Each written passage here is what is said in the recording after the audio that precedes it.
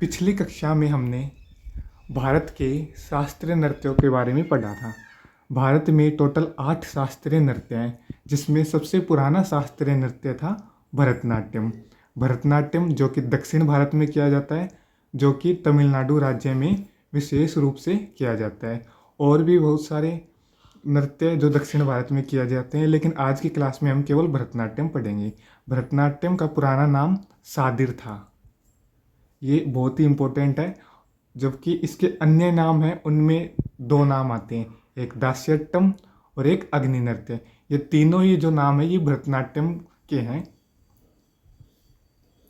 तो अगर कोई क्वेश्चन आए तो आपको याद रखना है कि ये तीनों नाम भरतनाट्यम से बिलोंग करते हैं।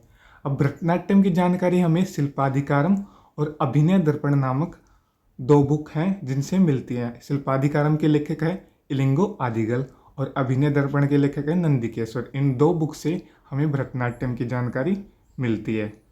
ये दोनों ही बुक बहुत ही इंपॉर्टेंट है और इनके राइटर भी बहुत ही इंपॉर्टेंट है, तो ये हमें याद रखना है। तो आगे चलते हैं। जो भरतनाट्यम है, भरतनाट्यम में टोटल 6 स्टेप होती हैं करने के लिए। तो इसकी जो शुरुआत होती है वो आलारिपू नामक स्टेप से होती है और इसका जो अंत होता है वो तिल्लाना नामक स्टेप से होता है।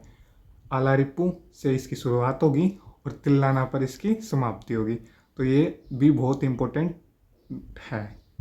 नेक्स्ट चलते हैं कि भरतनाट्यम में धुन के लिए कर्नाटक संगीत का यूज होता है।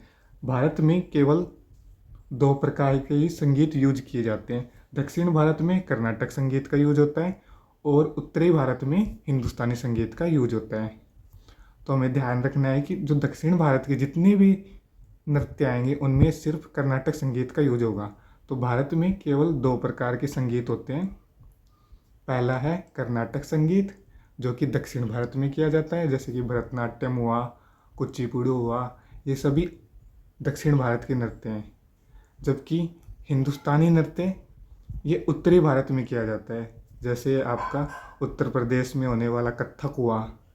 तो हमें ध्यान रखना है कि कर्नाटक संगीत दक्षिण भारत के लिए है, जबकि हिंदुस्तानी संगीत उत्तरी भारत के लिए। अब जैसे जो भी संगीत आएंगे नीचे, जैसे कुचिपुड़ी आएगा, मोहिनीअट्टम आएगा, कथकली आएगा, इन सभी में हम कर्नाटक संगीत